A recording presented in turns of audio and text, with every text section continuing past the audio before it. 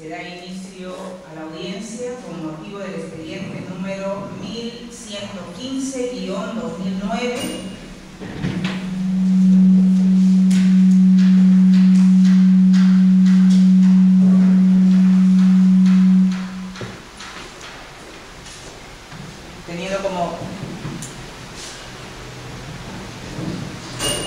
Teniendo como finalidad de la misma la apelación del auto que declara fundado el requerimiento de prisión preventiva. Parte apelante, Jorge Antonio Infante Seminario. Se hace conocer a los presentes que esta audiencia está siendo registrada en audio, pudiendo las partes con posterioridad solicitar una copia de dicho registro si lo tienen a bien. Señor representante del Ministerio Público, tenga la gentileza de habilitarse. Gracias, señorita presidenta. Señores magistrados, por parte del Ministerio Público lo representa el doctor McDonald Rodríguez Sánchez, fiscal adjunto superior de la Sala de Apelaciones, cuyo domicilio legal es en calle Bolognesi 132 de la Municipalidad de Tumbes, tercer piso. Mi correo electrónico es consultas37@gmail.com y mi teléfono es 01986471172. Señor abogado defensor, su acreditación. Señorita presidenta, mi nombre es Carlos Enrique Quiroz Serrano, abogado defensor del imputado Jorge Antonio Infante Seminario. Mi número de colegiatura es el número 065 del Colegio de Abogados de Tumbes. Mi número telefónico es el 972-884043. Mi correo electrónico es carloncho_quiroz@hotmail.com y mi domicilio procesal está fijado en el casillero número 138 de la Corte Superior de Justicia de Tumbes. Señor especialista de audio, sírvase de cuenta con la recurrida y la argumentación de la apelante. Buenos días, señores miembros del colegiado, Comisión de Audiencia y Servicio de Audiencia de esta Sala de Apelaciones. Les cuento a ustedes con fecha 1 de diciembre del año en curso el encuentro de investigación preparatoria de servicio de la resolución número 2 de la cual nos suena. Declarar fundado el requerimiento de prisión preventiva presentado por el segundo despacho de la Fiscalía Policía Corporativa de Sevilla en el proceso seguido contra Carlos Junior Carvalho Ortiz y Jorge Antonio Infante Seminario por el delito de robo agravado en grado de tentativa en agravio de Fernando López Romano. En consecuencia, ordena su ingreso inmediato al establecimiento penitenciario que para tal efecto designa el Instituto Nacional Penitenciario, debiendo girarse en el día en el que le puede ingreso respecto al procesado Jorge Antonio Infante Seminario. Asimismo, respecto al procesado Carlos Junior Carvalho Ortiz, ordena girar en el día del respectivo juicio para su ubicación y captura en las instancias que corresponden. Por lo que, con fecha 4 de diciembre del año en curso, la defensa técnica del procesado Jorge Antonio Infante Seminario, titular del establecimiento penitenciario del Puerto Lizano, interpone el recurso de apelación contra la referida resolución, manifestando que acuda a este despacho con la finalidad de interponer recurso de apelación a favor de Jorge Antonio Infante Seminario contra la resolución de fecha 1 de diciembre del 2009 que declara fundado el pedido de prisión preventiva solicitado por el representante del Ministerio Público contra tal imputado. Para el efecto se encuentra dicho recurso de apelación en lo señalado del artículo 405 del Código Procesal Penal, manifestando que luego de haber escuchado el audio, el ACO se equivoca al momento de sustentar los hechos en materia de investigación, pues, según este tal, procede solamente a dar lectura a los hechos inscritos por el señor fiscal Gonzalo de su requerimiento de prisión preventiva y no realiza un análisis de cooperación a la misma con las reglas de sana crítica, evidenciándose que no existe congruencia con los hechos investigados que hayan detectado por el juzgado. Es todo por lo que vamos a informar, señores miembros del colegiado.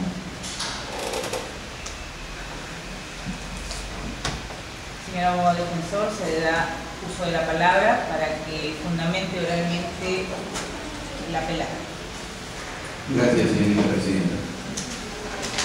Bien, vamos a organizar nuestro pedido y en primer lugar tengo que decir que por experiencia profesional, y por todo lo digo, cuando hay que elogiar el trabajo del Ministerio Público, el Poder Judicial u otra institución, se hace. Y con ello quiero llegar a decir de que en este caso no es más que sorprenderme la forma como ha sido dictada la medida cautelar en contra de mi patrocinado. Y paso a exponer, bueno, nuestros fundamentos, empezando por el hecho cierto de que existe una denuncia verbal ante la Comisaría de Salumía, ¿no?, de fecha 20 de octubre, en donde el agraviado denuncia un supuesto robo en su agravio, ¿no? Imputa para ello a Jorge Infante Seminario y a otro sujeto, ¿no?, como los autores del delito de robo agravado de su agravio. Jorge Infante Seminario es un sujeto distinto a mi patrocinado. Mi patrocinado es Jorge Antonio Infante Seminario. Sabemos que la homonimia existe, sabemos que tan igual como mi persona se llama Carlos Enrique Quiroz Serrano, puede existir otra, y puede haber una diferencia de un nombre de pila, en su caso del primero. Pero ocurre eso, ha ocurrido eso durante la investigación. No lo ha advertido el juzgado, ¿no? Aún así, mi patrocinado fue detenido preliminarmente, puesto a disposición las 24 horas en el juzgado, ¿no? Y solamente se apareja a la investigación su acta de denuncia verbal, su declaración del agraviado, que es unilateral, lo sabemos, su reconocimiento médico y además lo que corresponde, la propia declaración de mi patrocinado.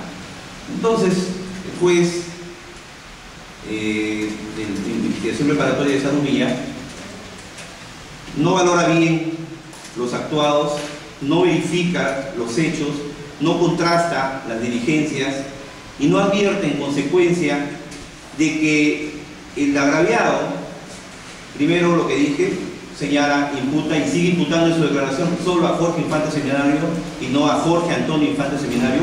Segundo, el agraviado menciona de que estuvo acompañado durante los hechos de su agravio por una persona que venía como pasajera en su moto, no se sabe quién es.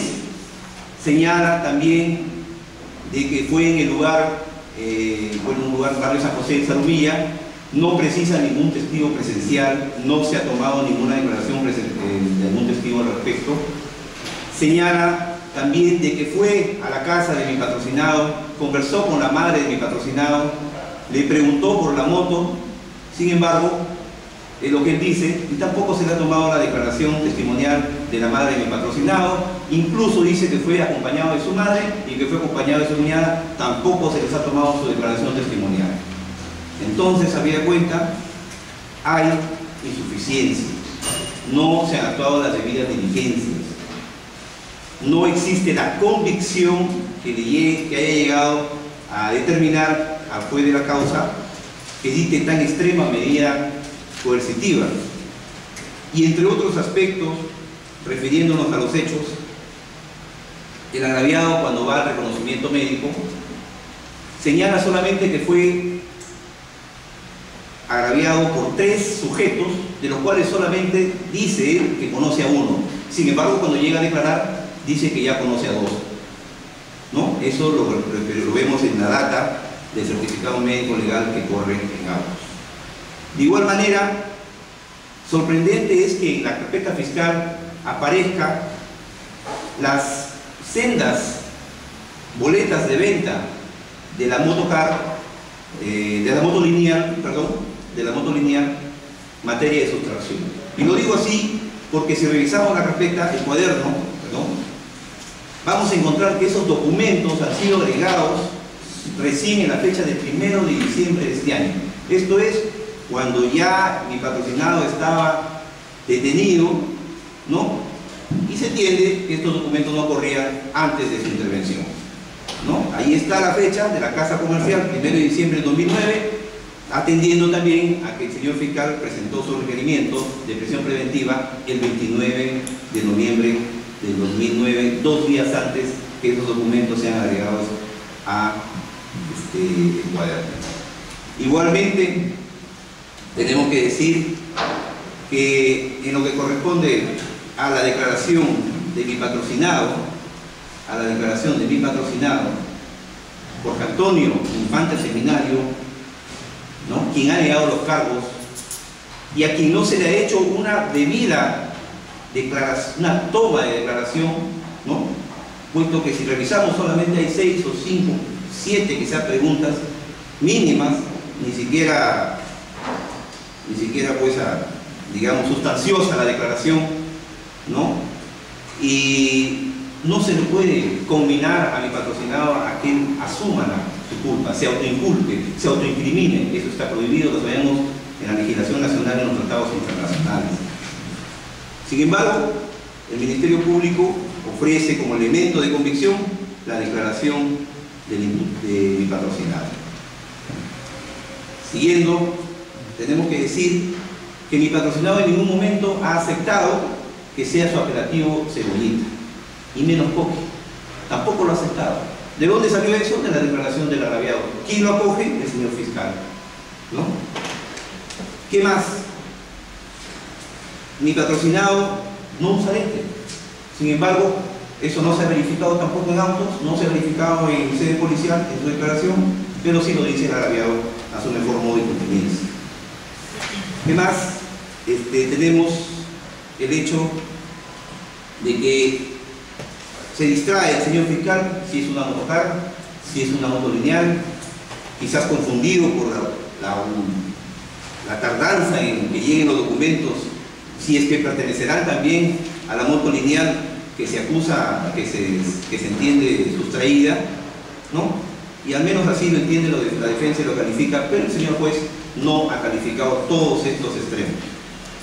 Siguiendo, en cuanto a la sanción a imponerse superior a 4 años, la defensa estima conveniente acotar que si se presume, y es más, se mantiene incólume la presunción de inocencia de mi patrocinado, ha negado los cargos enfáticamente, no estimamos ninguna sanción a imponerse, y pasamos a lo que es el peligro procesal.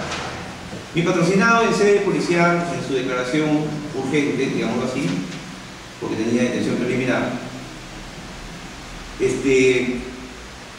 señaló, quizás por su nerviosismo, por el mal momento que pasaba, por la primera vez que era materia de una intervención policial, de que vivía en la calle Tarapacá, Norte 509. Sin embargo, llega a la audiencia de prisión preventiva y menciona que vive en la calle Zavala 422. Hay una documental al respecto, la ha cuestionado el Ministerio Público, y bueno, la familia de mi patrocinado se ha preocupado en todo caso por obtener una nueva certificación domiciliaria, más específica, más escueta, más detallada, que indica que el señor tiene sus pertenencias allí, que vive con tal y tal persona, que son sus abuelos, que incluso está su padre allí, en ese domicilio, y se ha extendido el documento, el mismo que corro traslado al señor fiscal en este acto. Y además teniendo que decir que en Salumilla solo existe, si vamos por el lado de la notaría, solo existe una notaría. Y con respecto a esa señora notaria, muy pocas veces quiere atender estos casos. Más se aboca a lo que son trámites internacionales por el paso de frontera que hay allí, ¿no?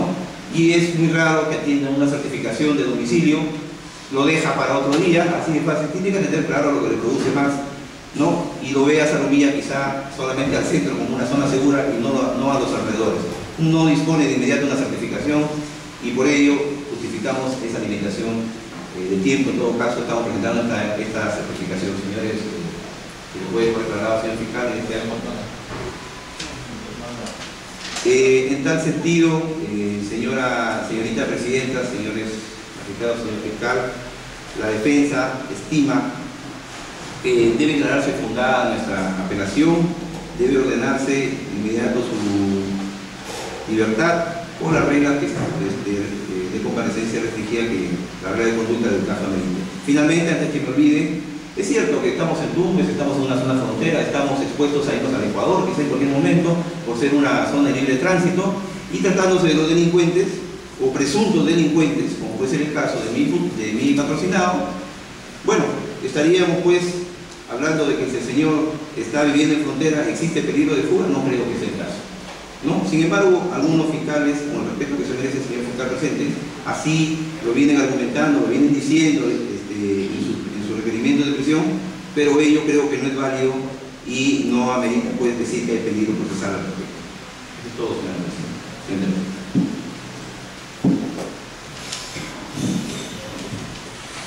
Señor fiscal superior, la gentileza de hacer uso de la palabra. Gracias, señorita presidenta. Señores magistrados, el Ministerio Público en el presente caso va a demostrar que ha hecho una investigación acorde con la medida señalada para el imputado Jorge Infante Seminario.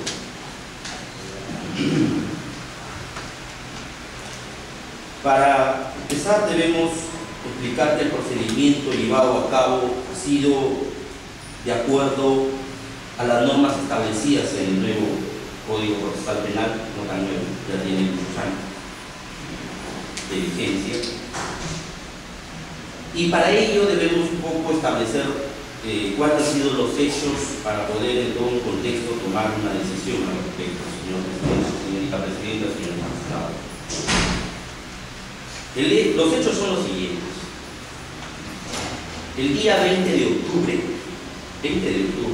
ya casi 2 meses, el día 20 de octubre, a horas 10 de la mañana, cuando el agraviado Jorge Infante Seminario se encontraba conduciendo su motocarro, cuando el agraviado López Román Fernando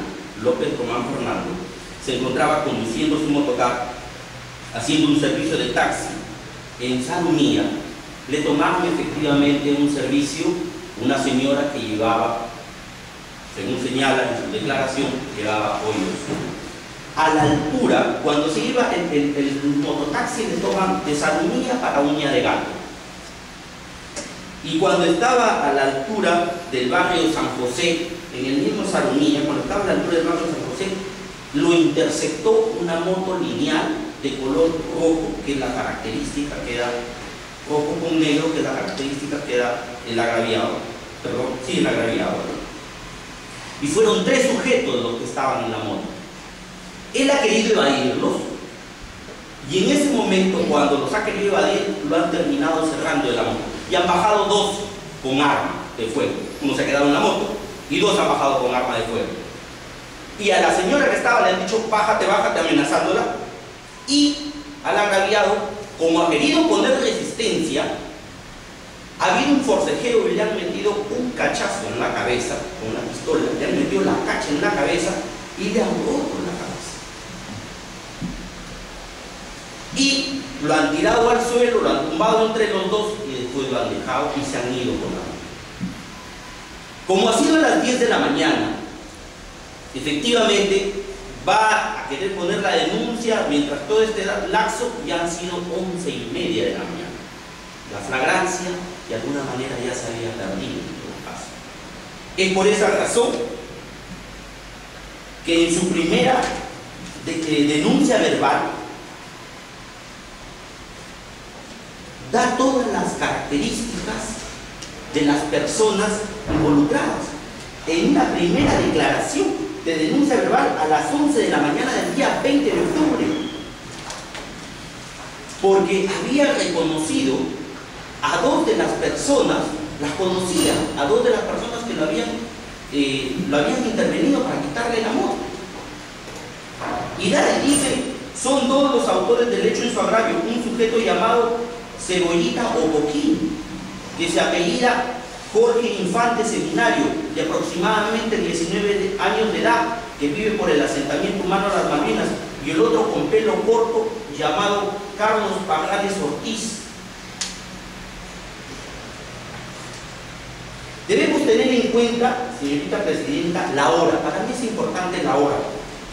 ¿Por qué razón? Porque estas características y estos datos no los podría haber sacado si no los conocía. ¿Por qué razón? Porque en la carpeta fiscal existe las fichas de relieve de los imputados, y si nos percatamos, la ficha de relieve tiene como hora de impresión las 16:47 del 20 de octubre. O sea, ni siquiera para que digan, y se pueda cuestionar que la policía le ha puesto la ficha y le ha dicho, fíjate en las características y da los nombres de los imputados. Porque las fichas son posteriores. La primera denuncia espontánea, que debe ser valorada en su momento, fue a las 11 de la mañana. Y esta ficha fue impresa a las 17 horas, casi a las 5 de la tarde. Estos fueron los hechos, cómo sucedieron. Y si efectivamente, al no haber flagrancia, se solicitó la detención preliminar. La detención preliminar salió y se comienza a notificar a los denunciados en sus domicilios que aparecen en ficha de relieve para que se pongan a derecho. Primera pregunta que nos hacemos: ¿por qué no se puso a derecho y por qué tuvo que ser intervenido? Fue intervenido el día 28 de noviembre, casi 40 días después, y fue notificado el día 2 de noviembre para que se ponga a derecho, donde lo notificaban con la disposición fiscal. Corren autos la notificación de que se pongan a derecho. Bien, los elementos de convicción para el Ministerio Público son los siguientes. Primero, la denuncia verbal a la que he hecho referencia, que está en hojas 2, y que de una forma espontánea describe cuáles son las personas que las habría reconocido, y la declaración que toma, su declaración, donde da las características, que es una persona achinada, de tez blanca, medio alto, quien le había intervenido y le había puesto la pistola en la cabeza, y otro le había roto la cabeza con la cacha de la pistola. Ese es un primer elemento de convicción, donde dice exactamente hasta sus apodos. Efectivamente, Jorge Infante Seminario él lo conoce como Cebollita, y dice que esta persona de Cebollita trabaja en una moto de vez en cuando, que él lo ha visto, él lo reconoce, que de vez en cuando trabaja en una moto.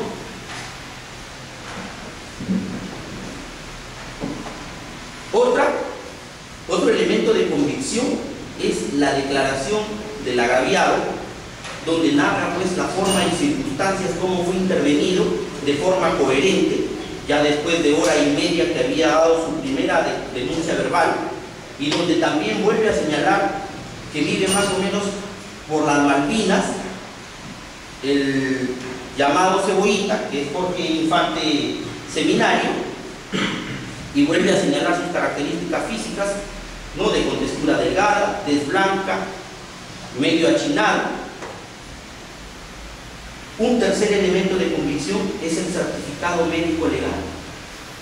Hubo violencia, la persona le dieron de incapacidad, y que corre a Fojas 8, le dieron 7 días de incapacidad médica. Y le dijeron de que en las observaciones se pone que se recomienda atención médica para sutura de herida de la cabeza. Otro elemento de convicción es el acta de situación del vehículo menor, donde se le intervino a Jorge Infante Seminario, y este es una moto de color roja. Es una moto de color roja que coincide con las características dadas por el agraviado, y esta acta de situación de vehículo, donde describen las características, también se le encuentra justamente a las 23:11 de la noche del día 28 de noviembre. A esa coincide entonces. ¿Por qué lo tomo como un elemento de convicción? Porque coincide.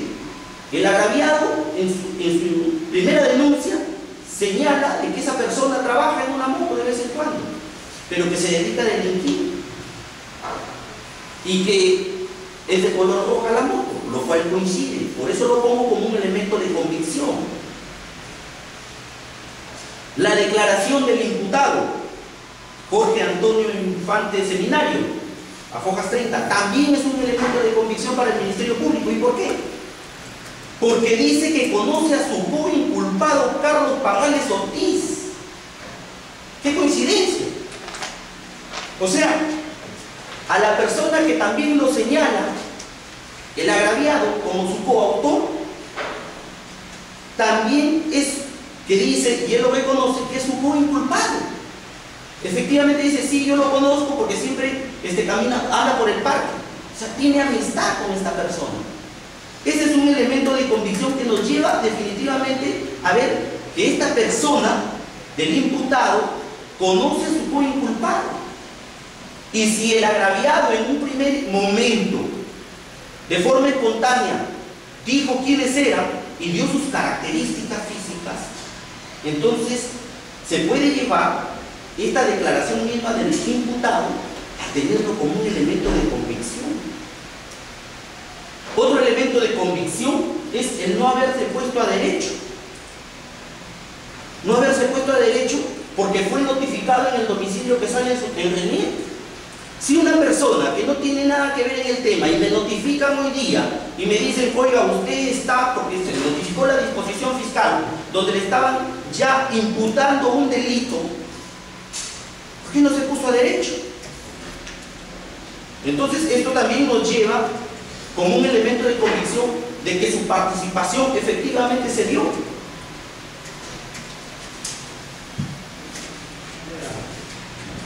Y aquí cabe agregar algo. Hemos sacado un reporte que también se ha hecho ver en primera instancia, un reporte donde Jorge Infante Coronado tiene dos procesos. Tiene un proceso y con nombre completo porque la defensa técnica dice que se puede tratar de un homónimo. O sea, dos homónimos habría. Porque aquí Jorge Antonio Infante Seminario ya lo tenemos procesado por el delito de homicidio y extorsión del 7 de julio del año 2009.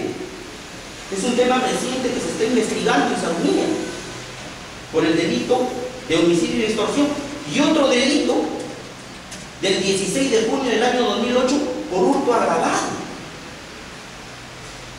Entonces, no es una coincidencia de que esta persona esté siendo, como pretende señalar la defensa técnica, que nos hayamos equivocado de persona y que se trata de un homónimo.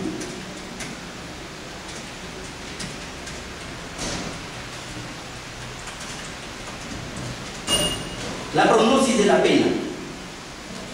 La pena es no menor ahora, con la nueva modificación, de 12 a 20 años.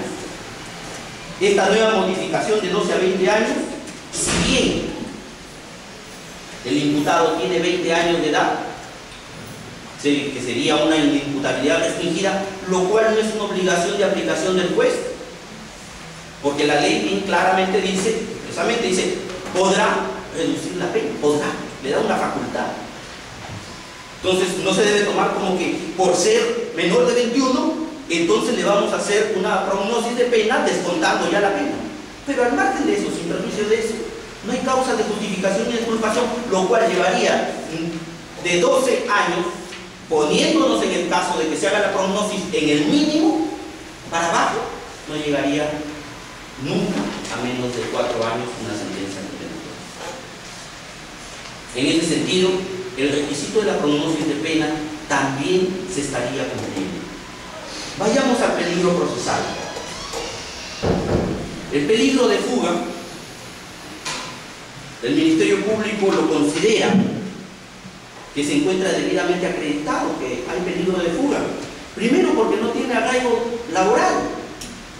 Él mismo en su declaración, que cuestiona también la defensa técnica y dice que no ha habido una buena declaración de parte del Ministerio Público. Sí, pues, pero estaba su defensor de oficio. Bueno, no ha estado el doctor, pero sí ha estado el defensor de oficio, donde al último le preguntan, ¿quiere hacer algunas preguntas más? Y él dice que no.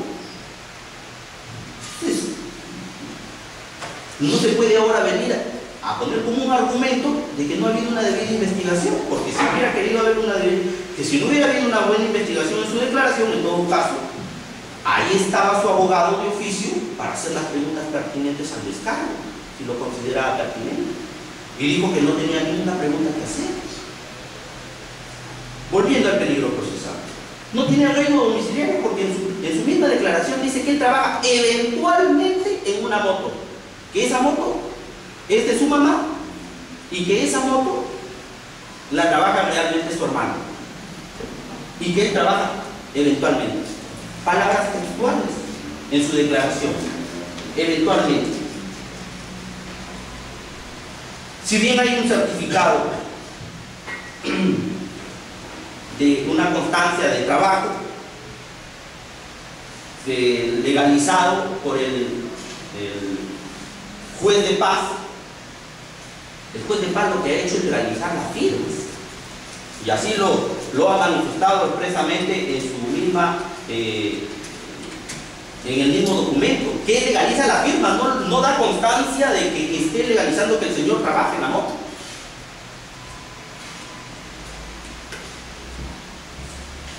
Lejos de hablar de que los certificados deben, por los juzgados de paz letrados, están impedidos de otorgarlos, las constancias domiciliarias, por cuanto las constancias domiciliarias donde hay un notario dentro de la jurisdicción y que la defensa técnica lo quiere justificar diciendo de que la notaria no quiere dedicarse a ese tipo de labores porque no le da dividendos como otros en otros casos, pues hubiera ido a la Fiscalía de Prevención del Delito. Hubiera dicho, ¿sabe qué? Dejo constancia que la la notaria no me quiere legalizar un derecho que a mí me corresponde. O sea, hay argumentos, que vaya a la Fiscalía y que eso también podría dar pie a que una notaria que no quiere cumplir con sus funciones, definitivamente, porque es una obligación de la notaría, es una obligación también que pueda ser subsanado en su momento. O sea, no es justificación que la notaria no quiere ver este tipo de temas porque no le da dividendos. El certificado domiciliario presentado por el imputado señala que vive en la calle Zavala, número 422, y dice que vive ahí hace 21 años, o sea, toda su vida vive en la calle Zavala, lo que coincide con su documento de identidad, ¿sí es cierto? Donde nosotros hemos notificado para que se ponga derecho, es cierto, pero en su declaración dice que vive en la calle Tarapacá. Y en la audiencia de primera instancia también dice que vive en la calle Tarapacá. Bueno, ¿dónde vive? ¿Qué tal contradicción? ¿Qué está certificando el juez de paz? Está certificando que hace 21 años vive en la calle Zavala. Para cuando el mismo imputado lo está desconociendo, porque él dice que vive en la calle Tarapacá. Cuando uno vive en un lugar, yo vivo en un lugar, que tenga familiares en otro lugar, es diferente. Yo puedo irme a la casa de mi tía, pero si a mí me preguntan, ¿dónde vive usted? Yo vivo en tal lugar. Eso no puede cambiar. Entonces tampoco estaría acreditado realmente su arraigo domiciliario. El Código Penal, el Código Procesal Penal, nos habla de que dentro de los elementos también del peligro de fuga debe considerarse el comportamiento del imputado durante el procedimiento, en otro procedimiento anterior. O sea, que debe haber colaboración para la justicia, para que se alcance la justicia. Pero, ¿de qué colaboración podemos hablar? Si primero dice, cuando le preguntan, ¿qué hacía usted el 20 de octubre del año 2009? Contesta, no recuerdo por las tantas cosas que hago. ¿Qué hace? que solamente trabaja en una moto? ¿No pueden recordar del día 20 de octubre y decir, salí a trabajar? Contestó, no, que tantas veces, como hago tantas cosas, no recuerdo qué hago. Una persona demasiado ocupada. Este no es entonces el comportamiento durante el procedimiento de colaboración. Señala también que es la primera vez que está inmerso en una investigación. Está declarando algo falso.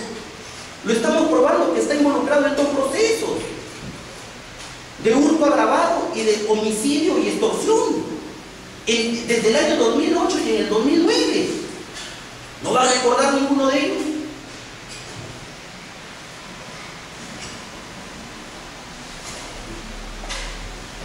Y el no haberse puesto a derecho también consideramos que es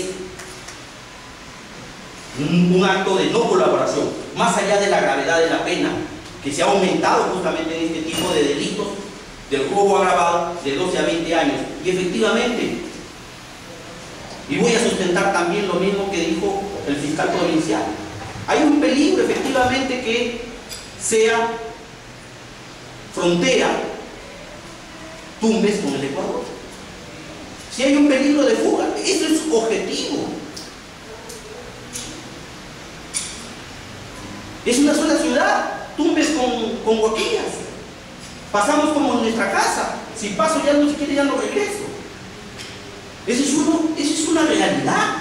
Y si alguien está inmerso en un tipo de delitos como los que ya está involucrado el imputado, fácilmente, sí, pues ahora puede darse un peligro de fuga. Y darse el peligro de fuga porque ha necesitado la intervención policial, la captura. Y esto sí es un peligro de fuga, porque si estaba bien notificado, ¿por qué no se pone a derecho? Es un peligro concreto de fuga, entonces, lo que estaba pasando el imputado. Un peligro de obstaculización.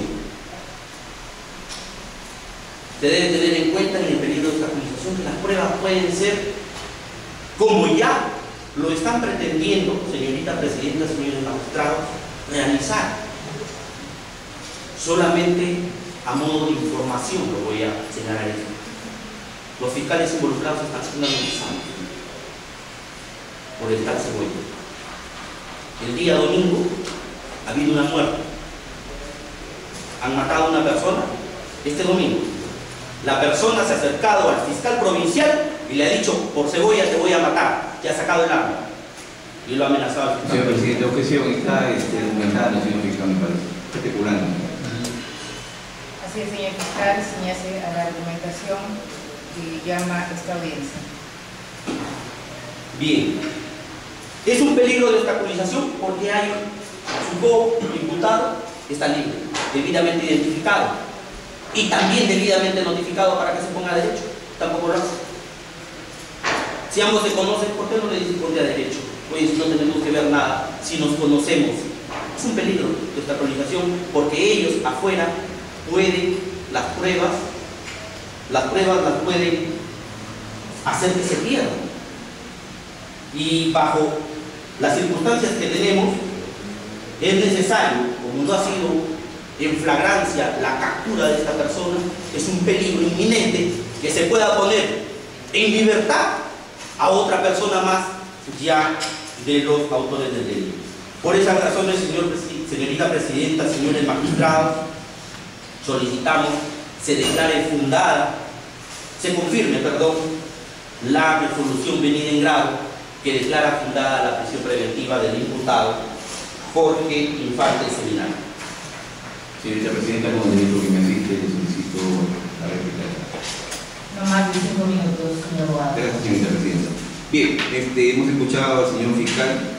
Con todo respeto, tengo que decir lo siguiente. ¿Qué pasó con la labor del Ministerio Público, que si bien es cierto, es de corto tiempo, que ponen de 24 horas para poner a la disposición del juez que solicita o que dictó la detención preliminar? No, ¿qué pasó? En el momento de la intervención o de la detención de mi patrocinado, que no se hizo el reconocimiento en ruedas, porque no había flagrancia como conocemos. No se hizo esta diligencia, no se ubicó al agraviado, no se coordinó con el agraviado, puede ser, pero en todo caso no existe un reconocimiento físico en donde el agraviado textualmente, de manera directa y enfática, lo señala en el patrocinado como responsable, como uno de los responsables de los hechos supuestamente sobre agravio. Otra situación que tengo que manifestar, y que lo ha dicho el señor fiscal, es con respecto a las características de la moto. El agraviado menciona en su denuncia verbal, y que obra también fuera del cuaderno correspondiente de denuncia, porque lo hacen en una alta parte, que es una moto sin placa, color rojo, la que se llevaron, ¿no? Y bueno, que los papeles lo iba a presentar después. Sin embargo, ya nosotros hemos apuntalado las deficiencias que hay en estas boletas de venta que se han presentado a destiempo, que aparecen allí en el cuaderno, y que incluso una boleta de venta aparece en nombre de otra persona, ¿no? Y en cuanto a la moto en la que participaron los sujetos, hubiesen asaltado, en probable caso, al agraviado, ¿no? Él señala otro color, no el color que dice el señor fiscal. Habla de una moto amarilla con negras, si más no recuerdo, habiendo leído el cuaderno, ¿no? No dice exactamente que es la moto donde trabaja mi patrocinado, porque la moto lineal donde fueron los tres sujetos supuestamente que agraviaron al señor, al agraviado, es una moto lineal, y donde trabaja mi patrocinado es una motocar, es otra unidad más grande, ¿no? Que no demuestra que sea la misma. Una moto lineal, esta motocicleta, una motocar es algo más grande para 3 pasajeros sentados, cómodamente, más el chofer serían 4. Eso tenemos que decir. En cuanto a las horas que se le pregunta a mi patrocinado en su declaración, ¿dónde estuvo el 20 de octubre? Se le pregunta por horas de la noche, no se le pregunta por horas de la mañana. No sé si será un error material, pero lo que aparece allí en la declaración son horas de la noche. En todo caso, el señor fiscal y el señor instructor tendrán que decir o saber por qué preguntaron por otra hora distinta. En cuanto a la notificación de mi patrocinado con respecto a las investigaciones preliminares, ni siquiera investigaciones preparatorias o formalizadas, tenemos que decir que hubo notificación compulsiva con la disposición fiscal que ordenaba que se presente a la fiscalía para, si fuese él la persona a la cual se le imputaba los cargos, no está acreditado tampoco. Solamente el señor fiscal habla que fue notificado. Creo que en una oportunidad, pero no dice si hubo una disposición segunda, una disposición tercera. Quería compulsivamente hacer que ese señor, porque usted tiene un problema aquí, y el señor, mi patrocinado, de repente hubiese accedido a ello y hubiese tomado conocimiento, como no tomó conocimiento también en este caso. En cuanto a lo que corresponde a tus antecedentes penales, bueno, ya lo están condenando, ¿no? Cuando recién está siendo investigado preliminarmente. Para terminar, tengo que decir, con respecto a lo que es su dirección, ¿no? Tarapacá Norte es una y Zavala 422 es otra, es cierto. En Tarapacá Norte vive su madre, ahí hay un documento en el cuaderno, y en Zavala 422 vive su padre. Están separados sus padres hace más de 18 años. ¿No? Con la nueva certificación domiciliaria que estamos acompañando, allí se está comprobando que su padre vive en esa casa, que viven sus abuelos, ¿no? Por eso es que el muchacho de repente señaló una cosa primero y luego la otra, pero ahí están los documentos. En cuanto a lo que los procesados, a las personas que sean procesadas en Tumbes, a todos hay que poner el peligro de fuga, creo que es una exageración, porque en todo caso tendríamos pues una serie de... el penal estaría lleno, no habría reos libres, porque todo lo que fuera procesado por robo agravado no tendrían la oportunidad de tener una comparecencia restringida porque todos tienen peligro de fuga. Eso es lo que nos ha querido dar a entender el señor fiscal, ¿no? Además, el peligro de obstaculización, eso se demuestra. Señorita Presidenta, para terminar de debatir, tenemos que decir que la moto lineal que supuestamente ha sido sustraída o que se sustrajo en todos los casos es del año 2008, de acuerdo a los documentales que aparecen allí y que aparentemente pertenecen a otra moto. Esta moto no tiene placa, esta moto se puede también presumir que es robada, esta moto se puede presumir también que del año 2008 a 2009, si fue comprada en tienda como aparece allí, y si es la moto, tendría ya su tarjeta de propiedad a estas alturas, tal como la misma casa comercial en otros procesos así lo ha demostrado. No, señorita Presidenta, la defensa no tiene más que acotar y solicitamos pues declarar fundada nuestro pedido de nuestra apelación. Gracias. Señorita Presidenta, me permite un minutito. 2 minutos. Muchas gracias. Muy impreciso. Primero dice que no existió un reconocimiento. Ya estamos viendo que desde un primer inicio, en una primera declaración de forma espontánea, dijo las características de las personas y quiénes eran. ¿De qué hubiera valido un reconocimiento? Si lo conozco a Juan Pérez, así lo pongo entre 1000 personas, lo voy a reconocer. Y lo que se debe tener en cuenta es que si no se dio el reconocimiento, más allá de haberse concluido por parte de la Fiscalía, porque existe un acta acá levantada por la fiscal adjunta, donde fue, dentro de las 24 horas que es la detención para poder solicitar la prisión, fue a la casa de la mamá y le dijo que ya no quería saber nada del problema y que su hijo ya estaba en el Ecuador. Todo nos lleva a una conclusión. Esta persona de la cual estamos hablando es peligrosa.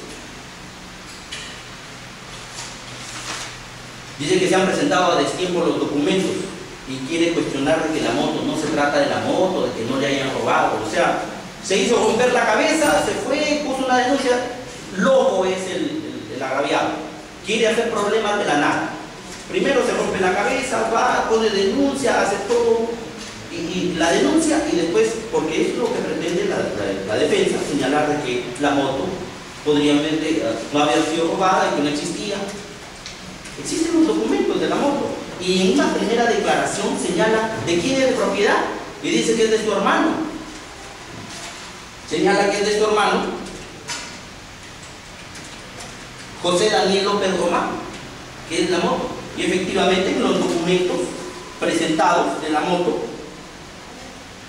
sale como titular José Daniel Pérez Román. O sea, en su primera denuncia fue muy claro. Fue muy corta porque es una denuncia verbal, pero menos mal que dio estos datos y dijo: la moto es de mi hermano, José Daniel. Entonces la moto existía, la denuncia existió, el delito existió. No que se pretenda poner que el delito no existió porque no se dio en flagrancia.